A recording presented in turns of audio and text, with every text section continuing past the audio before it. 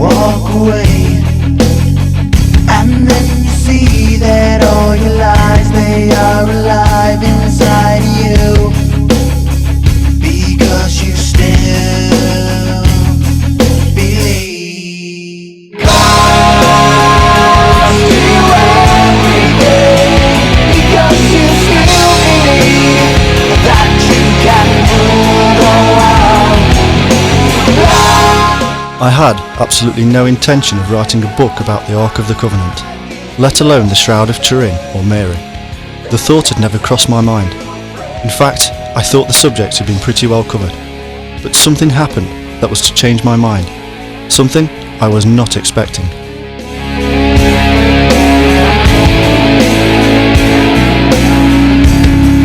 Push me to the edge. I see you changing so many ways, and where I am it's hard to breathe. You know that I can always see through you. Lost you everything, because you still believe that you can rule the world. Lost inside your mind is the only thing that shall set you free.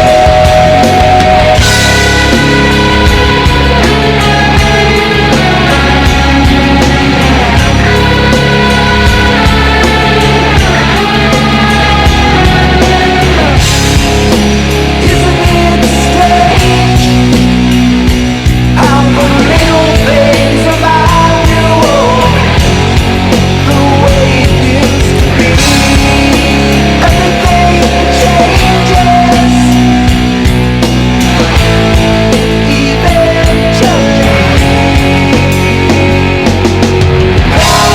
Cost you everything, because you still believe that you can rule the world.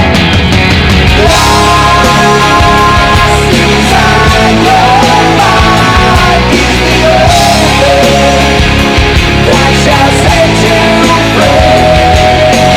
Lost you everything, because you still believe that you can rule the world. Lost inside your mind is the only thing that shall set you free. And it tells you everything. And it tells you everything. Because you still believe.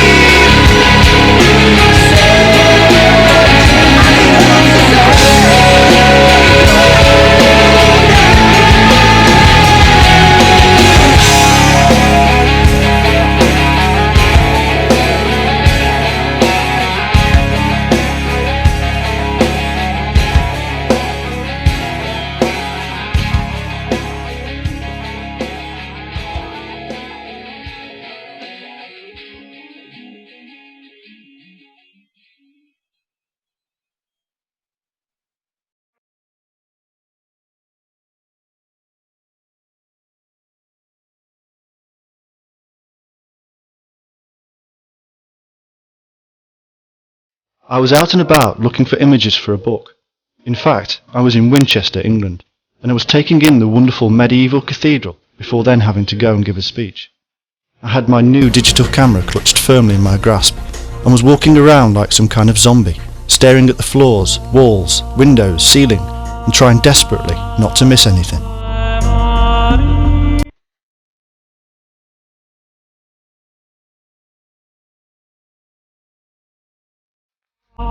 Then, nearby, I noticed a beautiful carving, with Moses leading his people out of Egypt. In the centre, the people of Israel were carrying the Ark of the Covenant on large poles. In the background were the pyramids at Giza. The Ark looked exactly like a small reliquary box I had previously photographed at Kikos Monastery in Cyprus. In fact, it was virtually the same, but obviously much larger, even though Hundreds of miles and years separated the two. On the other side of this beautifully carved mausoleum was another wonderful image.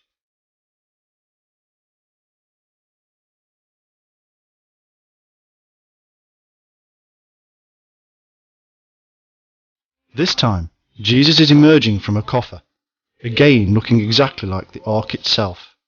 He held the cross and was flanked by two praying angels as the Vesica Piscis, or almond shape, radiated light from behind him.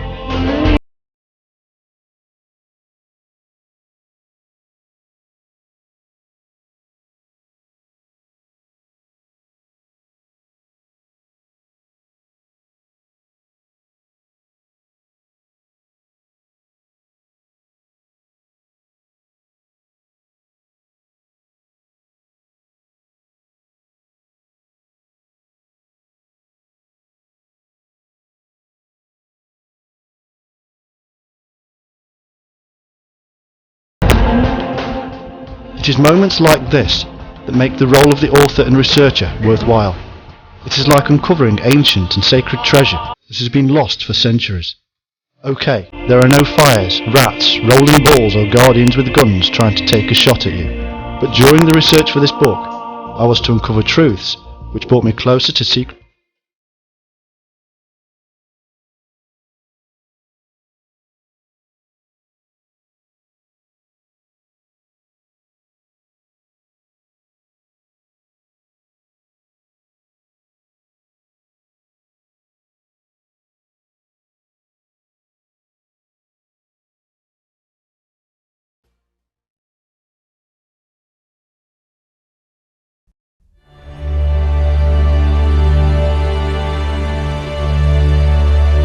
We must begin with the world of the esoteric. The word itself is derived from the Greek eis, meaning into or within. According to most dictionaries, the word means simply something taught to the few or initiated.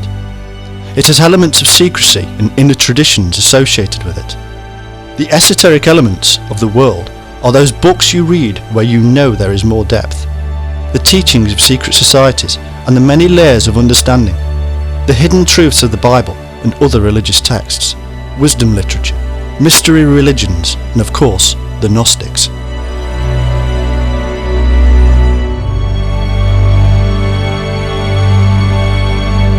All of these secrets relate to the world of the mystic. It is an experience that remains with the person forever. It is an experience that changes the individual's attitude to life itself, bringing feelings of oneness with the universe, peace, sometimes calm, and sometimes fever, and often a feeling of presence from a divine being. The experience comes from the inner world of the mind, believed to be in connection to the greater universe or God. Mystics reveal this other world to our world through the only means they know, such as poetry, art, texts, and even structures. Often, these influences from the mind of the mystic are the generative cause of our religions and belief structures.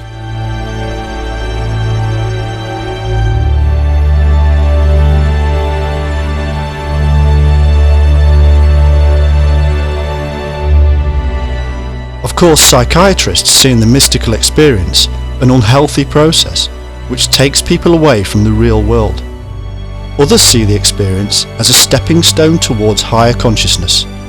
Whatever the truth, our ancestors often enjoyed the experience and did all they could to re-enter the inner world in which they found themselves. Those who could not or did not have the experience instead worshipped and made gods out of those that did.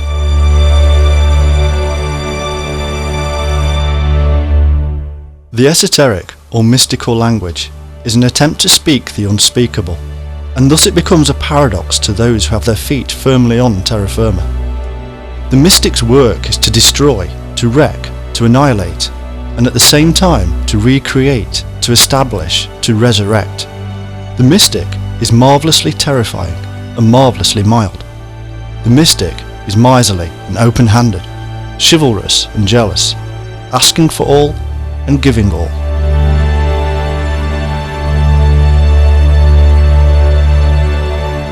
It is because of this duality, these opposites in the mind and life of the mystic, that he opens up a third state or channel, and it is through this channel that the mystic is able to see in an alternate way. It is akin to what we call today an altered state of consciousness, and it is because we all live in either one of the opposing worlds that we fail to see the middle way, and thereby also fail to understand the language of the mystic.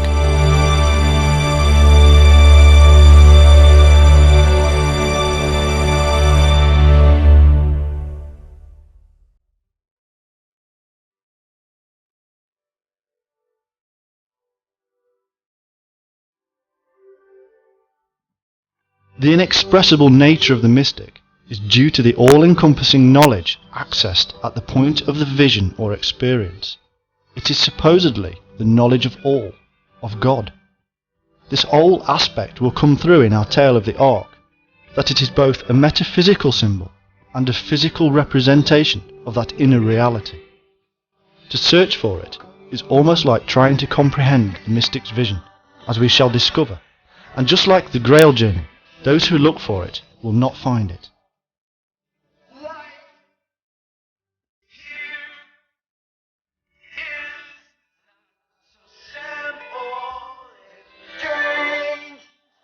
These mystical elements moved into the Jewish culture and formed it. The ancient concepts of the Ark of the Covenant and the Ark of Noah, which were themselves nothing but influences from Egypt and Mesopotamia, and as we shall learn, India, were updated and resurrected in the Ark of Mary, giving birth to the light.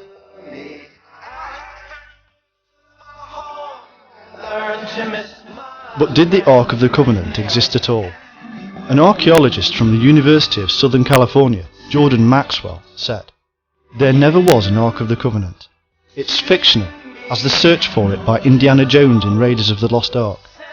As serious scholars, we can all stop looking for that lost Ark of the Covenant and leave it to Hollywood, because that's where it belongs, in the realm of fantasy." And if you're broken, you can always slip into a dream. And if you never cross, tell him. Of course, it is easy to say that the objects never existed at all, but impossible to prove. The fact remains that there are numerous parallels in history, such as the Egyptian barks, which carried their deities and their own souls. Upon examining the Ark in detail from the biblical statements, it becomes distinctly clear that it was in fact a close copy of an Egyptian portable bark. The simple fact is that instead of crossing the sky or waters, this Ark had to cross land and desert.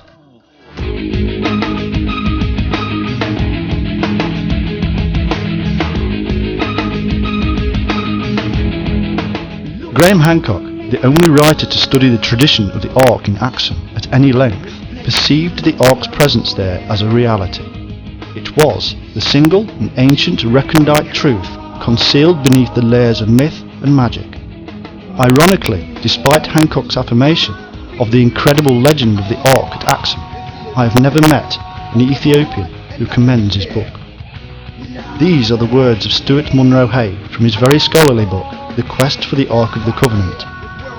Munro Hay, in my reading of the subject, had no axe to grind, other than his own deep knowledge and love of Ethiopia. I have also spoken to other people who have been to Axum in Ethiopia about the culture of the people. It does appear that unless one speaks the language of the land, then little will be revealed. However, those who do take the time to learn the ways and creeds are rewarded with the truth, which is that the Ark at Axum is a taboo, of which we shall speak more later.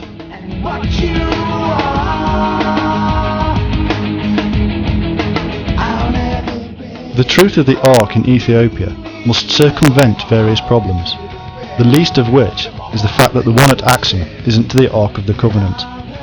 The path that leads to the Ark begins well over 1,000 years before the emperors of Axum raised their mighty obelisks, and perhaps 1,500 years before the first Christian king, Izana, is reputed to have built the church in which the supposed Ark was one day to reside.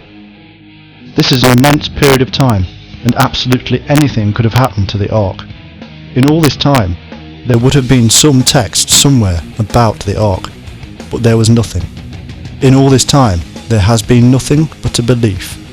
What we do have, as far as sightings go, are slabs of stone or wood, known as taboo.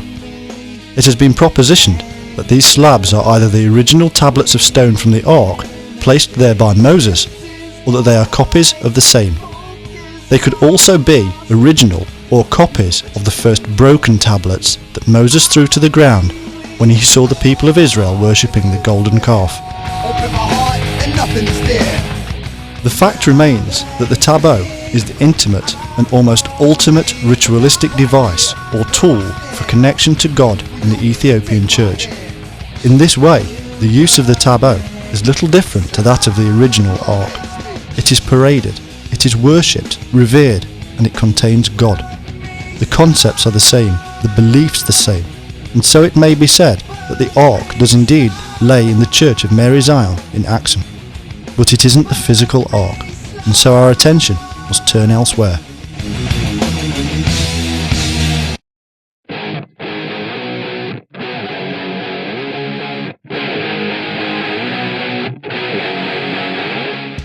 Mount Sinai is known often as the Mountain of God, because the Israelites truly believed this to be where their God resided. We find that Mount Sinai is where Moses met with the burning bush, and also from where he descended with the tablets of the law. Are there any clues in this story about this mountain which still remain unfound? Well, this is one of the few places that God is said to have physically appeared. In Exodus, "And the Lord said unto Moses, Lo, I come unto thee in a thick cloud, that the people may hear when I speak. And Mount Sinai was altogether in smoke, because the Lord descended it in fire. And the smoke thereof ascended as the smoke of a furnace, and the whole mountain quaked greatly. And the glory of the Lord abode upon Mount Sinai, and the cloud covered it 6 days. And the 7th day he called unto Moses out of the midst of the cloud, and the sight of the glory of the Lord was like devouring fire on the top of the mount in the eyes of the children of Israel." So what do we have here? Well, we could easily interpret this in several ways.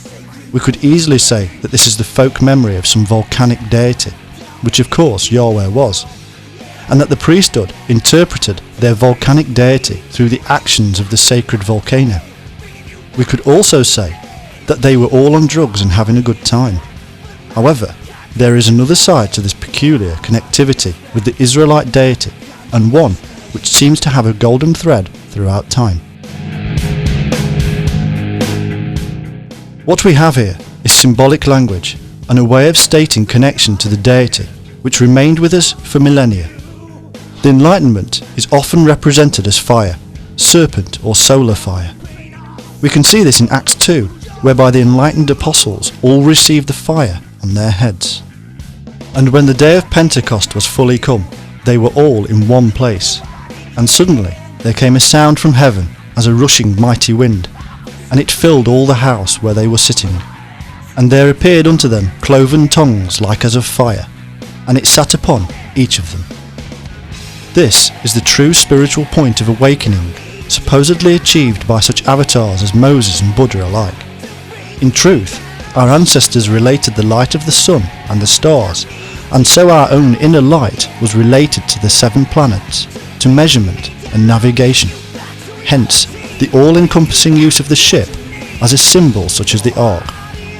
It is symbolic language like this which clouds the true vision, and it takes explanation to clear the smoke and to truly see the glorious and yet terrible fire of God, the inner duality in balance.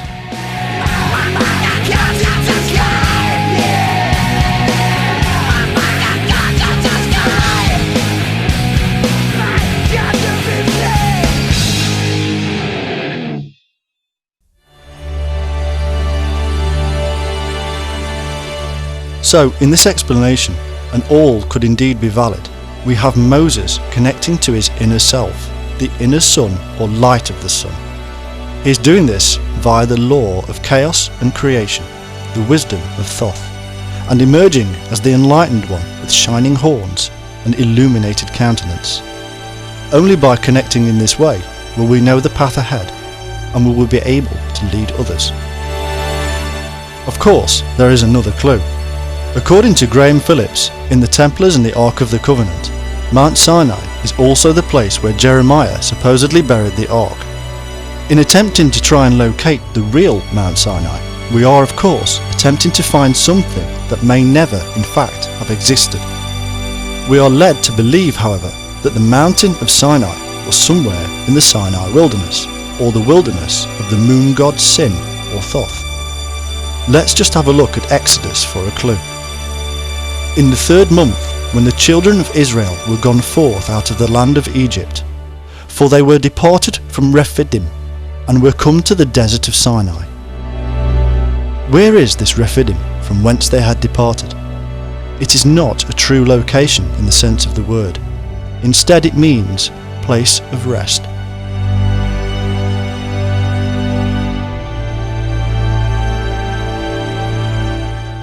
Quite simply, the place of rest in the wilderness is the point between awake and asleep, between this world and the next, between the pillars. It is the twilight zone in the land of the moon god, and only here could they contact their god. Of course, the moon god is important because it is lit by the light of the sun. And this is the supposed real location, the literal place that thousands claim the aged Moses climbed 3,000 steps in searing heat to meet his god.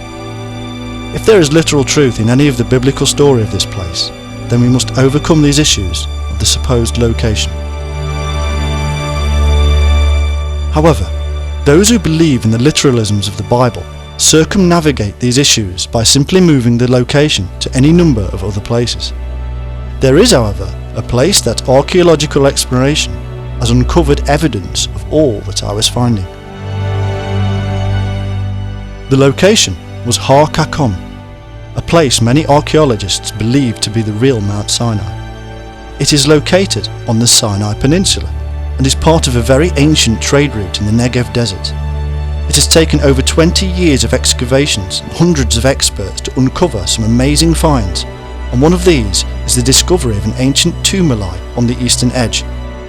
The profile of this tumuli may be seen for many miles around as a man-made world mounting, and it was thought that it might contain a burial of some great ancestor. Nothing of the sort was found. Instead, what was discovered puzzled archaeologists. Lying on a large rectangular boulder was a large white stone shaped into a semicircle like the moon. This was a mounting of the white moon god Sin, and the object had been placed in the very centre of this man-made mountain. In fact, the stones used to cover and protect the white stone were perfectly black, like the night sky.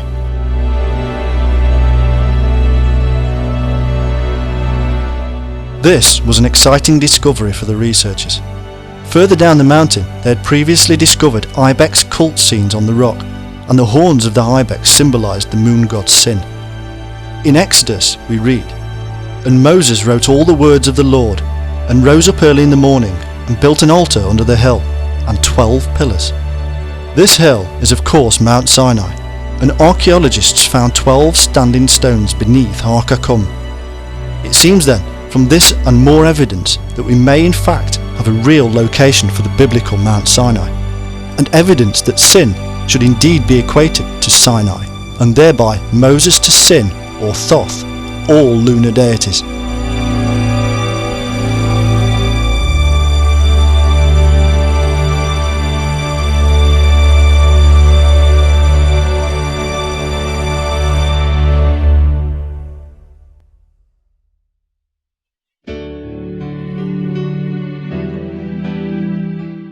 So I decided it was time to take a look at the word Sin, to see if there could be any clue in the name. The word does in fact come from the root Syriac, meaning to shine, and comes to us as Sin via the Babylonian Sinu, for the moon. This shining aspect also comes through in the fact that the desert of Sin was so named because of its glare from the white chalk. It seems then that the moon is named Sin because it shines by the light of the sun. This was also made upon the earth as a connection to the light of the sun, which was still seen to be alive, even in night. So too, even in darkness, we ourselves may shine, so say the Gnostics.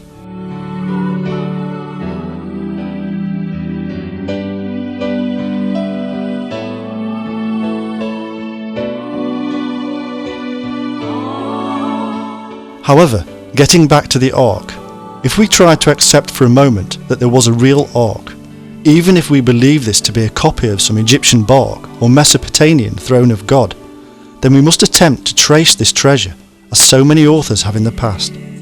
According to many authors, we must look to the prophet Jeremiah and to the second book of Maccabees, where we find that the prophet Jeremiah has been warned of the impending doom of the Temple of Solomon by an oracle, and forced Jeremiah to give instructions for the tabernacle and the ark to go with him when he set out for the mountain which Moses had climbed to survey God's heritage. On his arrival, Jeremiah found a cave dwelling, into which he brought the tabernacle, the ark, and the altars of incense, afterwards blocking up the entrance.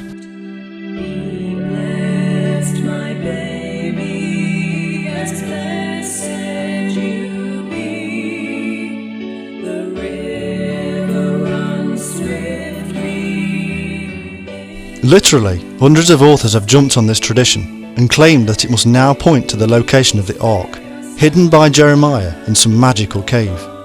But we have to take this apart to understand the true meaning. Firstly, Jeremiah is supposed to have lived between 650 and 580 BC, and yet 2 Maccabees was written 100 BC to 70 AD. There are a couple of reasons that Jeremiah and the ark were used at this time. Firstly, and most simply, it is pure propaganda. The Greeks and Romans were in the land of the Israelites during these periods, and the Israelites, especially the Pharisees, of which the writer of 2 Maccabees was one, were against these intrusions. We find at this time that the Essene and others escape or migrate to Damascus, to the region known as Haran, and remain in exile while they develop their new covenant ideas, and begin the Jesus fable. The one individual these groups look up to is called the true teacher or lawgiver.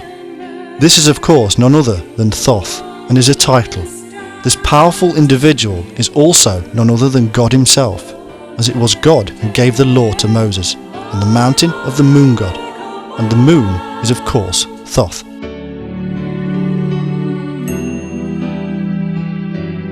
This is also the same Thoth who gives his name to the first part of that unlucky pharaoh, Tutankhamun, where Tut is simply Thoth. And what did archaeologists discover in the tomb of Tutankhamun but arks? Tutankhamun is the lawgiver incarnate as man, just as many before were and many following would become. The Essene would make the greatest one of all and call him the New Covenant, Jesus. The same Jesus who we supposedly discover imaged by a great and powerful light in the Shroud of Turin. But more on this later. Jesus was in effect to bring the new law.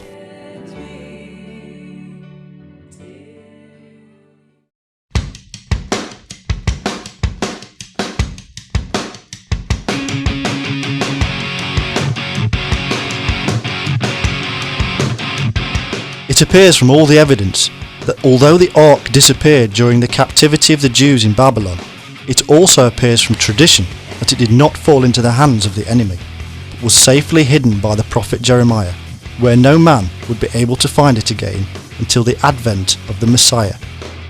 This Messiah, of course, is now spoken of as if it were Jesus, but this assumption is a Christian one. The Messiah concept was much older and much more widespread than early Christianity. The Messiah was a man of light, a vision of true mysticism called by Daniel in the book of Daniel, the Son of Man, us. Indeed, Gnostics simply believed that Jesus was an ordinary man within whom the Messiah, or Christ, had emerged from the other world. This divinity is, or was realized, through meditation or prayer. The idea of the need for meditation, a kind of bridge between the material world and the divine, is not such a strange one, for it is found in all major religions in one form or another. It is only when the individual has achieved a certain level of awareness or knowledge that he can function as a mediator, as a way. So the ark, the connection device to the supernatural or mystical world of the divine, would be lost to us until the return of the Messiah, the Son of Man, which is ourselves. In this way, we can all rediscover the Ark of the Covenant within us.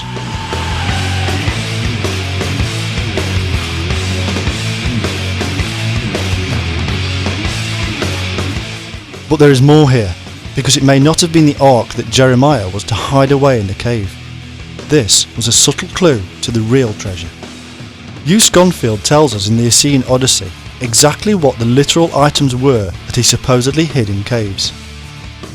In the context of these passages, we find Jeremiah buying a piece of ground, and in the hearing of those Jews who were with him in prison, instructing his disciple Baruch to have the purchased documents put in an earthen vessel that they may continue many days. This was to be a sign from God. Baruch is in fact another name for ark. So in essence, what Jeremiah, the man of the covenant, was doing was placing the documents of law in a vessel in a cave, exactly the same as that stated by 2 Maccabees. This was indeed a process carried out extensively by those scribes of the various biblical documents, the Essene. It is also exactly the same thing which occurs in the New Testament for the burial of Jesus.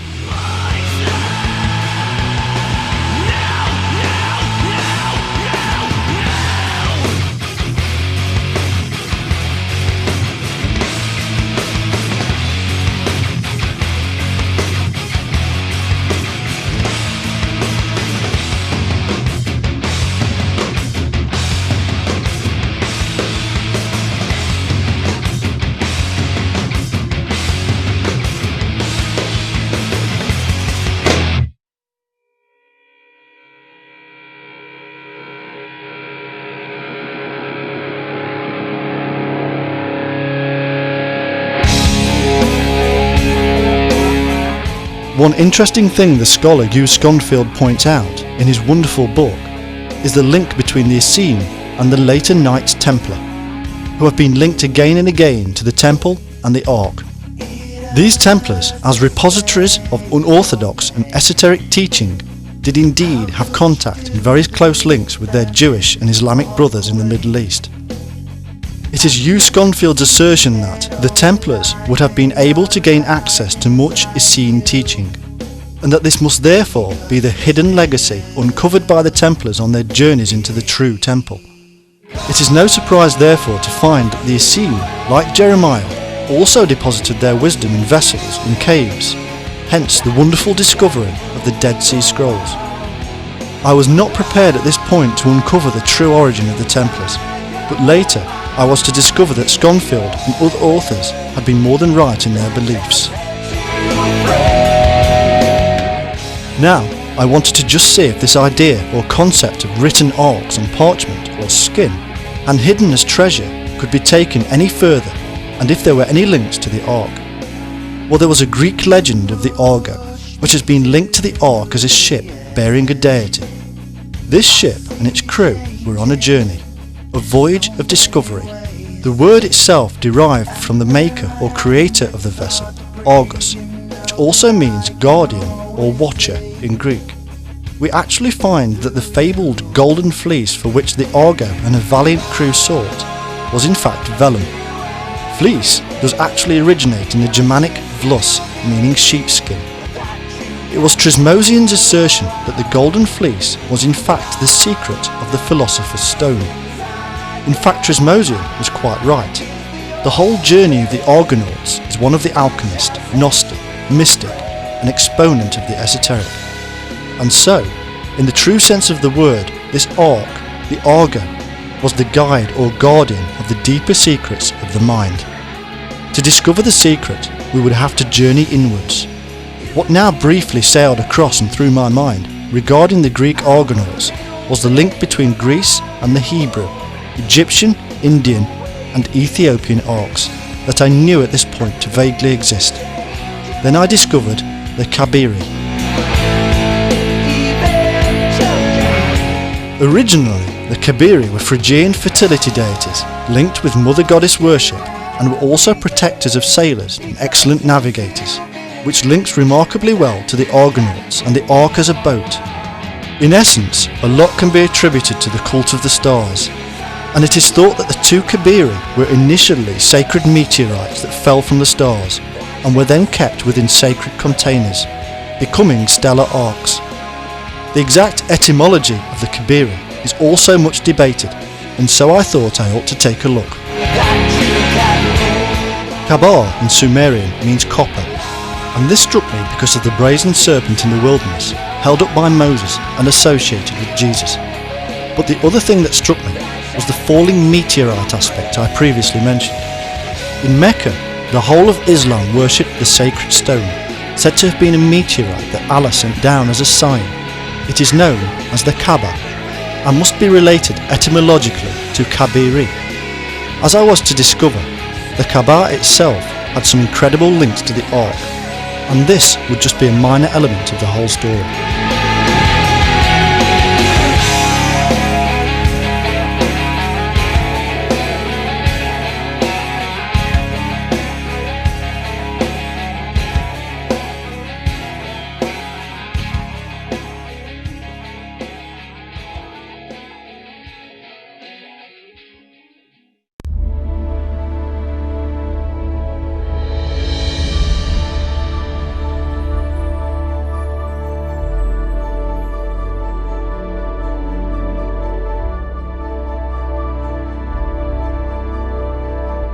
So, it seems the worship of these fallen stones, or Beth Els, meaning house of God, or shining house, needed some kind of casket or container, like a bark or ark, and that the worship of them spread.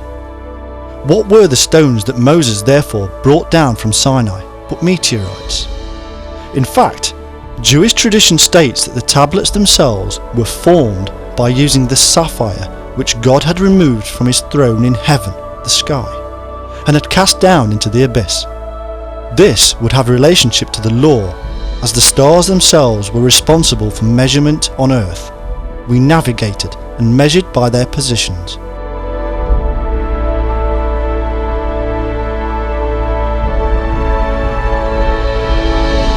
This creative principle is the Bethel of Osiris, the phallus, the divine spark, seen to fall from the sky as if in some battle of the deities, and very much firmly based in a literal and physical event, a falling god or part of a god, who was then encased in the tree or casket. This aspect of the tree would then take on great significance in the tales of Osiris and even Vishnu.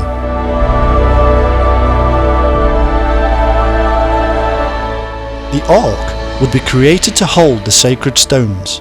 Sinai is of course nothing different in ancient mythology to what is known as the Cosmic Mountain, the location which connects heaven to earth. It is the place where Moses would have indeed gone to collect the meteorite stones of the Lord from heaven. The stones, the meteorites, are the sperm, the creative principle, the law of the universe, and it is this law that was written upon the stones, not the 10 Commandments as we know them today. The two stones represented the superior and inferior worlds, both governed by law, seen and unseen, oral and written.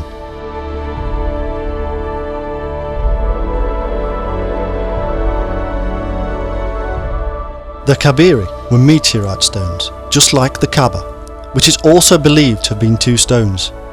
This breaking of the stones and their casting down to earth represented the division of the superior and inferior worlds, often depicted as male and female, positive and negative, thus forming a world between above and below. It seems onto these very stones were not just added the law, but also many esoteric traditions. The gods were brought down the mountainside by Moses and placed into the ark. The stones are the Kabiri, the deities, the heavenly host, the manna that fell from heaven, the law or Torah of the Kabbalists.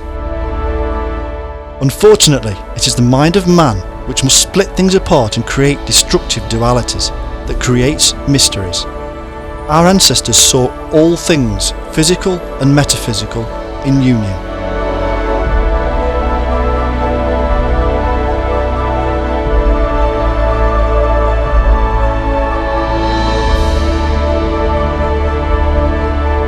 Here I was, having uncovered the true esoteric secrets of the Ark of the Covenant, to find that it may never in fact have been a real item.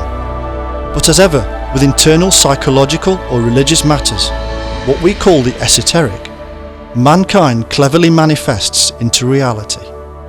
That is, they make the items, artifacts, or indeed prophecies, come true. The book of Hebrews attempts to confirm that it came in the form of the new Ark, Mary, who carried the law within her. So all we have to do is find Mary, and we at least find the second Ark. Well, if only life were so easy. The truth being that Mary is frustratingly almost impossible to find. But there is a church from the late 19th to early 20th century called Our Lady Ark of the Covenant Church, or Monastery, on Notre Dame Street at the entrance to Abu Ghosh in Israel.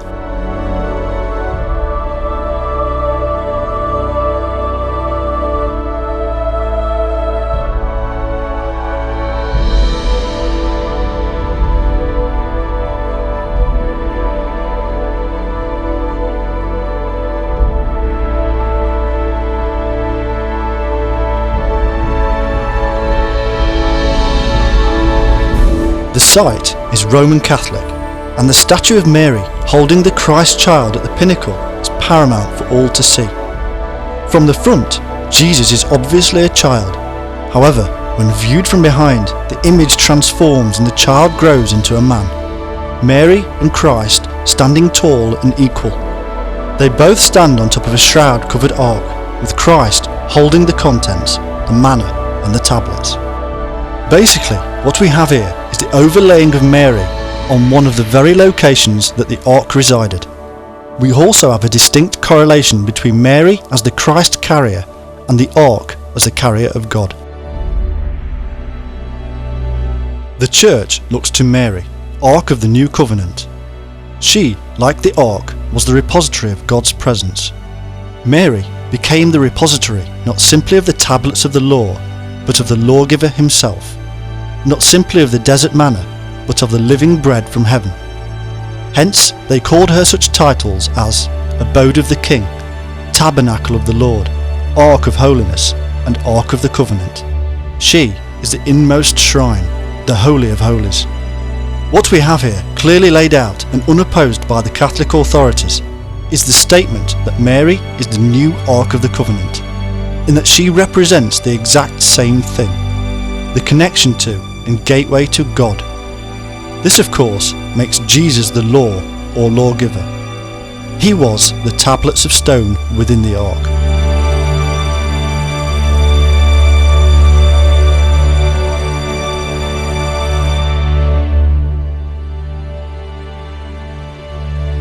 And this association led me now onto an amazing link with the Shroud of Turin. I had recently read Ian Wilson's excellent book, The Blood and the Shroud, where Wilson is speaking about the Edessa cloth, which he links strongly to the Shroud of Turin. On 15th August 944, clearly chosen because it was the Feast of the Assumption, the cloth was carried by boat across the Bosphorus to St Mary at Blakeney, where it was viewed and venerated by Byzantine royals. There were a couple of things that immediately struck me.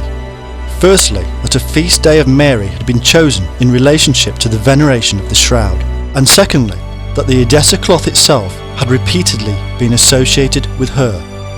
Were the ark, the shroud and Mary all one and the same in symbolism? There may have been many replica arks, there may have been many Marys and mother goddesses, and there may indeed have been many shrouds, but the only distinct conclusion I drew from all of this was that they all meant the same thing. They were all symbols of the higher state of enlightenment available to mankind, and which has been perceived as contact with the divinity, which is always shown to be residing within. The ark contained the deity, Mary the same, and the shroud too. We were all these things.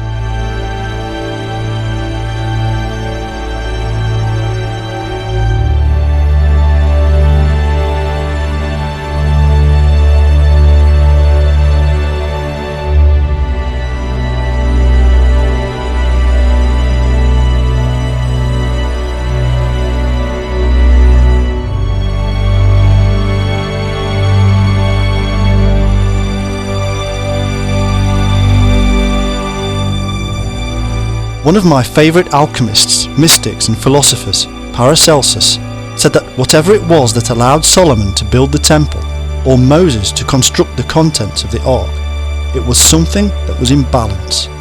It was something that was neither good nor bad. It was neutral. He also tells us that this is the highest and most concealed of God's secrets. No wonder then that mankind has sought this truth ever since he became aware of it. But this neutral position is also to be found in architecture, placed there by the Freemasons, who understood the concepts once. Arca Caderis, and which very roughly translates as "you are to work through the arc," is in fact what most medieval masons were trying to get across.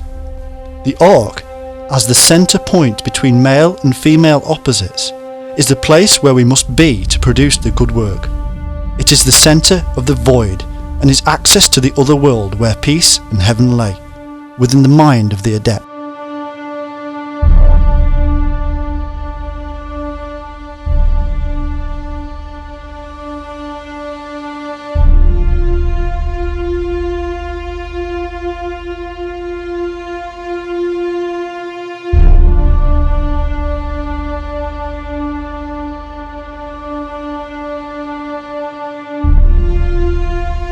Now, with my previous knowledge of the Naga serpent cults and the Enlightenment, I just had to turn to India. In truth, as far as the Ark is concerned, India is a country virtually ignored by modern historians, both alternative and mainstream. Modern scholarly research has shown that the Vedic origins of India and its customs influenced the Egyptians, Babylonians, and even the Hebrews. These same sources also tell us that Ethiopia itself was also colonised by these same Indians, and that the Brahmins were nothing different to the Druids. There will be little surprise therefore to find elements of the original Ark in India.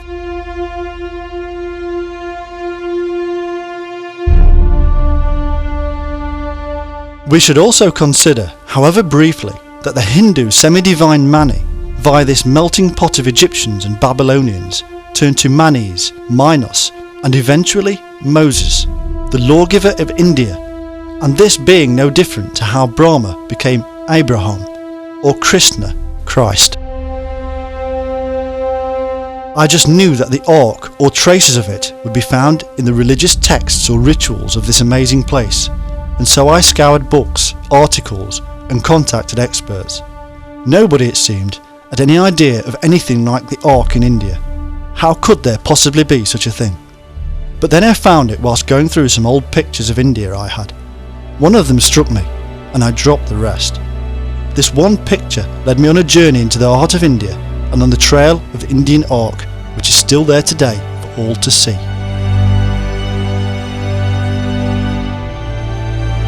It was the festival of the Juggernaut.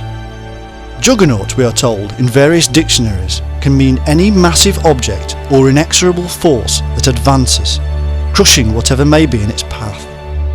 Alternatively, it is an idea or custom to which one devotes oneself. Both explanations will turn out to be true. The word derives from the deity Jagannath, meaning Lord of the World, and the festival of Jagannath can still today be found in the infamous shrine at Puri in the state of Orissa. Orissa has virtually the same ground plan as the Temple of Solomon, following sacred geometric ratios. Close by, at Konarak, we also have a temple to the sun. In fact, the entire temple is a manifestation of the chariot of the sun, the wrath or arc of the sun itself, built to an enormous scale in stone.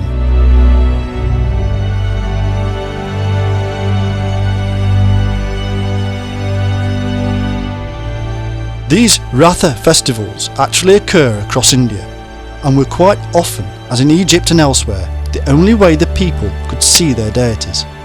The deity is placed at the very centre of the transport, and indeed, like the New Covenant and Old, taking part in the religious act guaranteed absolution.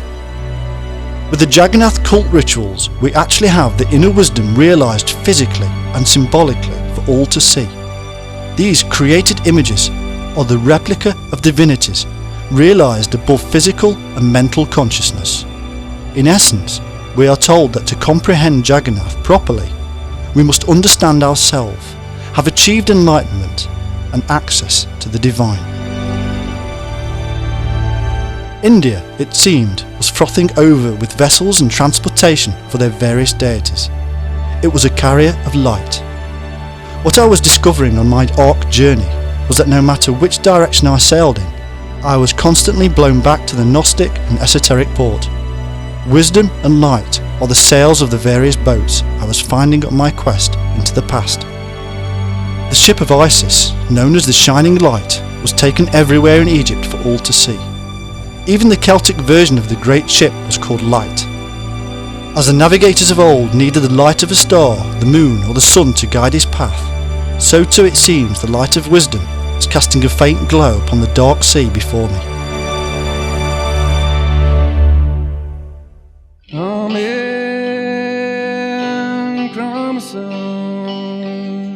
The Ark is the creative principle, the divine spark of God. It is the point of fusion which makes all things possible, and this concept was known across the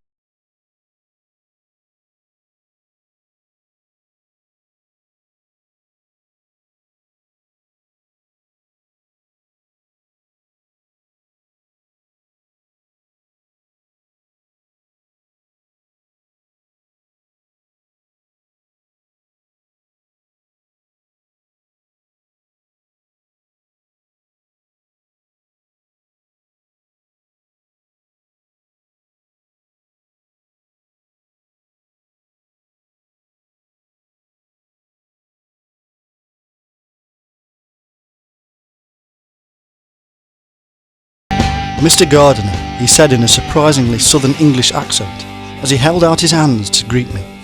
I replied and stood to shake his hand. We chatted for a while, and then I asked what this was all about. His group, he claimed, were very ancient, and had been in operation for many centuries, if not thousands of years. They were close in belief to what we would know as Gnostics, and they wanted to inform me of something that might help me in my researches. He continued to tell me that one of the secrets of the Templars and other orders was that they in fact had been in existence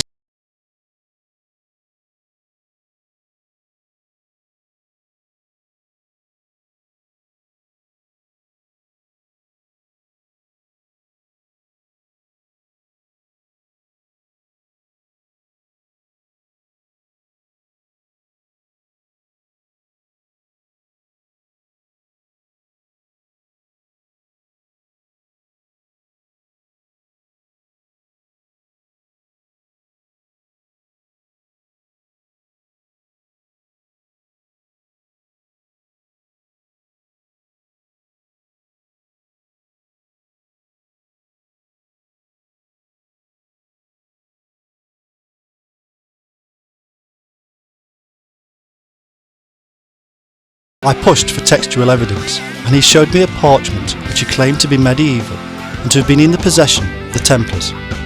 He claimed that the Latin scribbles, which included images of serpents and faint Templar crosses, outlined the true origin as he had just spoken them. But alas, I was neither allowed to take the parchment or photograph it, for fear of profaning the sacred relic.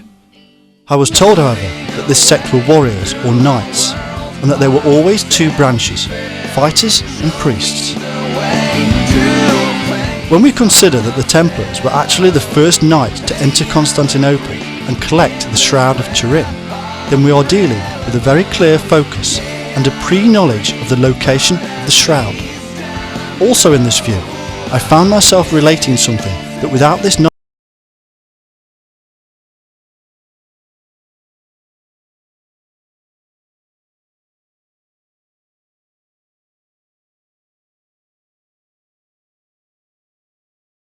past consider their similarity to the Essene. Now with the knowledge that the Cassidians were in fact a warrior brotherhood, linked with the Essene who wore white and were known as pure ones, the correlation was appearing to become a strong one, and ring true to what I had just been told. Both sets of groups revolved around the temple, and both had similar roles and attire. The only thing that separated them was time. The relic of the physical Ark was lost to us, with only copies still in existence. But one relic remained, the Shroud itself. It has been at the centre of huge battles and been protected by the most powerful and influential people on the planet. It has undergone scientific analysis, and it is venerated by at least 1 billion Catholics.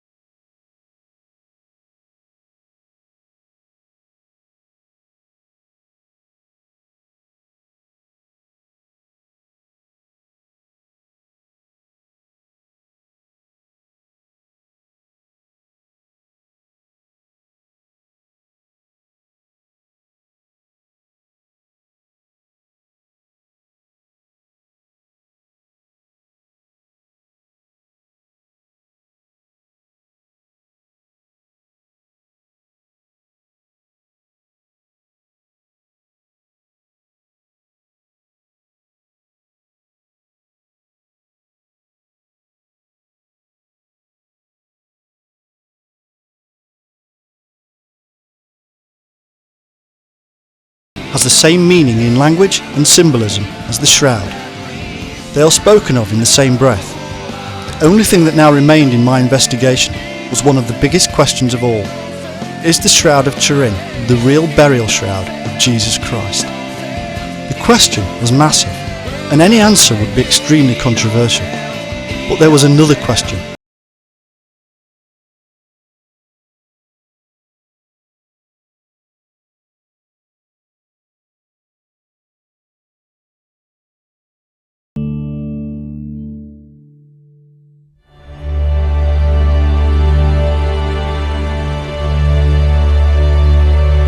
In 1988, the pressure was on to use the new scientific technique of carbon dating.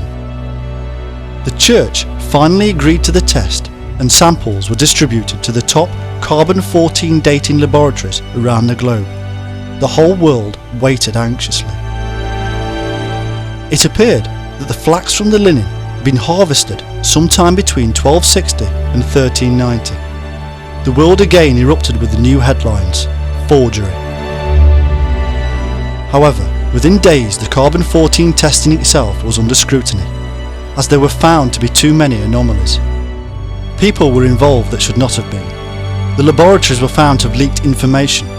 The blind test had not been blind, as it was admitted that the weave was easy to recognise, and the scientists themselves were a little too overjoyed at their results. Few in the Christian camp took the dating seriously, and it appears now that they had good reason. To add to this, it was then found that all the radiocarbon dating published by the British Museum between 1980 and 1984 had been incorrect. Now, the 1988 carbon-14 dating has been proven categorically to be incorrect in most, if not all, peer-reviewed journals.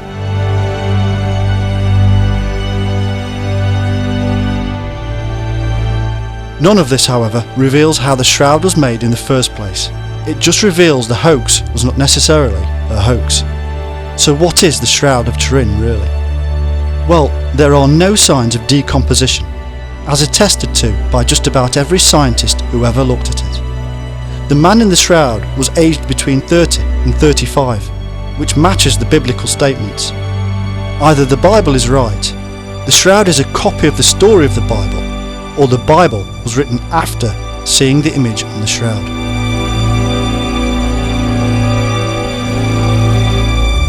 The image itself is indelible and heat resistant, unlike paintings.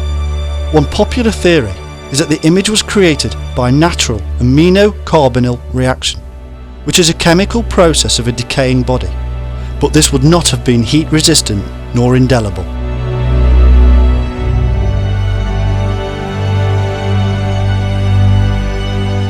So was the shroud created, and does it have any relationship to the Enlightenment process scientifically? The Shroud of Turin research project found that the image was in fact not made up of any physical substance such as paint or pigment. It was an alteration of the surface of the linen by some effect such as light or radiation. In a letter to the editor of Nature magazine, Dr. Thomas J. Phillips of Harvard University posited the following explanation: that the body of Christ, or whoever it was, may have radiated neutrons, which would have irradiated the shroud and changed some of the nuclei to different isotopes by neutron capture.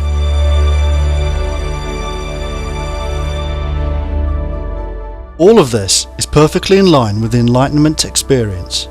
In simple terms, the adept meditates, prays, dances, fasts, or takes drugs to alter the state of consciousness, and thereby raises his own body energy levels into heightened states. This basically excites the atoms within the body, stimulating heat generation, as seen by spontaneous human combustion, and in subjects who have undergone scientific analysis following such processes as awakening sessions. Add to this, the process also aids the escape of neutrons from atoms, causing neutron radiation.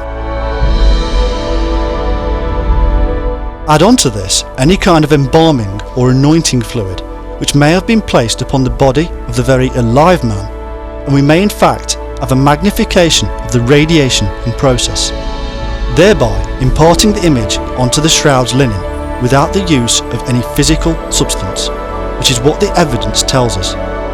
In fact, a mixture of olive oil with sweat has been shown by scientists to work as a catalyst for image creation when light or radiation is applied. The shroud was a fragile yellowing cloth.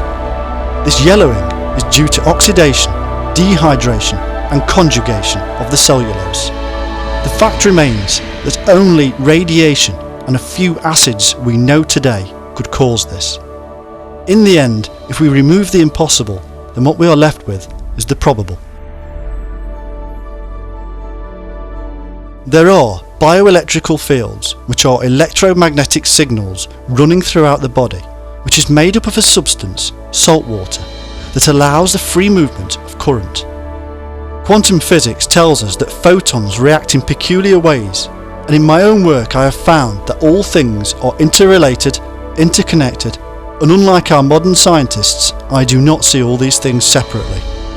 They are all related, and if, as has been proven, the body can excite via the control of the mind, then it can emit photons from the atom itself, and thereby electromagnetically discharge radiation, which is what the evidence shows on the shroud. Could it be, I wondered, that the image on the shroud was that of an adept who had been in an excited state of ecstasy or enlightenment, which had emitted a distinct radiation? This enlightenment, I had already discovered, was to be found in the in-between state, between cycles of positive and negative energy, between awake and asleep. And then the thought struck me, it was also between life and death. The number of out-of-body experiences I had researched and near-death experiences where subjects had seen bright lights, had increases in body temperature and were in states of excitement or ecstasy, all related perfectly well. These were people who had been either clinically dead or near death. They had all had peculiar bodily effects such as raised body temperature, and they were all psychologically transformed afterwards, as if resurrected. The man in the shroud had been beaten to a pulp, nailed to a cross, and was surely near death. He was, whoever he may have been, in between this world and the next. You just couldn't get any more extreme than that. Even today, many individuals around the world enter states of high mental excitement and religious fervour by crucifying themselves in copycat form.